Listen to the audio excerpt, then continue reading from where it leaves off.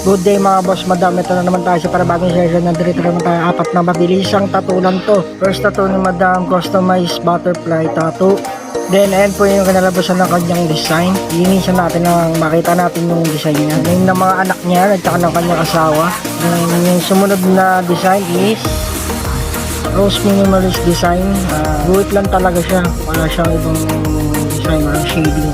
Yan po yung pangalawa nating client. Then ito po yung kinalabasan ng kanyang tattoo. Sabon na natin para makita natin yung malinis na pagkakagawa. Makikita niya puro guhit lang siya, wala siyang shading. Then ito naman yung pangatlo nating design, butterfly na may moon. May twinkle siya ng konti sa mga gilid-gilid. Then konting guhit na circle na may dots.